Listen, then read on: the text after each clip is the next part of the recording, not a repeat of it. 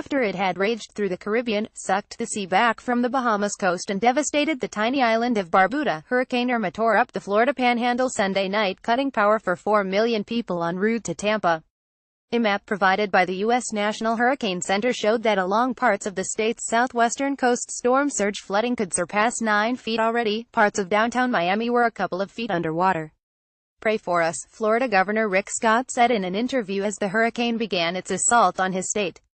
Meanwhile, 1,000 miles west, Houston was coming to terms with the devastation wrought by Hurricane Harvey, the third only 500-year storm to hit the city since 1979. Harvey dumped record rain levels on the continental United States and caused up to $180 billion worth of damage to over 200,000 homes. On the other side of the world, floods killed more than 1,200 people and affected an estimated 40 million in Bangladesh, India, and Nepal. And in the casino capital of Macau, one of the world's richest cities per capita, Typhoon Hato caused an unprecedented 11 deaths in August. Read more. A battered Macau struggles to come to terms with deadly Typhoon Hato. Severe incidents of flooding are increasing worldwide, says Pete Dirk, Global Program Director for Water Management at consultancy firm Arcadis. That is due to a combination of climate change, land subsidence, sea level rise, and urbanization. A former professor of urban water management at the Rotterdam University of Applied Sciences, Dirk has reviewed the flood safety master plans in the Netherlands and Jakarta, and prepared coastal resilience and water resource plans for Bangkok, the Indonesian city of Semarang, and Myanmar. He has worked on flood remediation projects in New Orleans in the wake of Hurricane Katrina and New York City after Hurricane Sandy, among others. Time caught up with Dirk in Hong Kong Thursday to learn about what cities around the world can do to better brace against storms hitting with increasing frequency and intensity. Time. Despite better early warning systems, flood losses are predicted to increase fivefold by 2050 in Europe alone. Why are floods getting more costly? Dirk, severe incidents of flooding are increasing worldwide. That is due to a combination of climate change, land subsidence, sea level rise, and urbanization. Often urbanization comes with bad spatial planning. The density of cities is increasing enormously and they are overwhelmed by growth. What you see now is that every new flood creates more damage than the last, even in areas where flooding has always been common. For example, Thailand's Chao Phraya River Delta has always flooded in the monsoon season, but the flood areas are no longer rice fields or small villages. Now they are home to big industries. So the recent flooding in Bangkok did not only have an impact on the local economy but also on the Japanese economy because there are Japanese car factories there, and even on the world economy because there were certain crucial parts for computers made in Bangkok that were out of the market for a while. Which cities do you consider most vulnerable to flooding? Historically, people settled lowly in coastal plains and river deltas. These were the places best connected to trade networks and fertile basins where food could be grown. But we have built too much without enough understanding their vulnerabilities. Deltas are made up of very soft sediments, which means when you start living there, building on them, draining the soil, and extracting the groundwater, you get subsidence. The threat of subsidence in many places by far exceeds the threat of sea level rise. In Jakarta, for example, which has 13 rivers flowing through it, the sea level is rising 3 millimeters a year, but the more urgent problem is the subsidence rate of up to 25 centimeters per year. In 40 years, Jakarta will be a whole 10 meters lower than it is now. If Indonesia doesn't act very rapidly, North Jakarta will soon become unlivable for much of its population. The next most vulnerable city is Miami. Miami is built on limestone and coral reefs. These are solid, so there is no subsidence, but they are also extremely porous. The city's fresh water supply is running out and the whole ecosystem is under saltwater pressure from the rising seas. In addition, there is almost no flood protection and you have this risk every summer season of being hit by a hurricane. These risks are already starting to play out right now as we speak. The lowlying Netherlands has been fighting floods for more than 1,000 years. How does the U.S. approach to flood mitigation differ? Holland is a very small country and we have only one big risk: flooding, which could put half of the country underwater. So it's a no-brainer that we pay taxes for that, and it's a no-brainer that flood management is enshrined in our laws and permit systems. In the U.S., only a limited portion of the population is exposed to flood risk. Why would somebody from the desert pay for flood protection in New Orleans? Raising taxes is difficult and the structure of society is more individualistic. The U.S. also needs to invest in maintenance and renovation because infrastructure ages.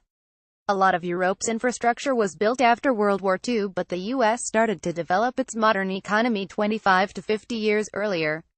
A lot of the bridges, pumps, canals, and dams are at the end of their life cycles.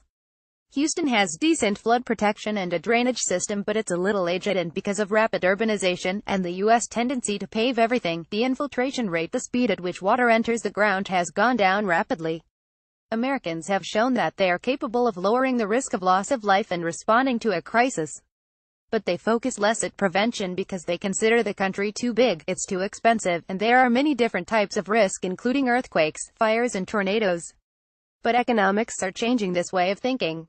New York suffered more than $100 billion in damages, and Houston is going even higher than that.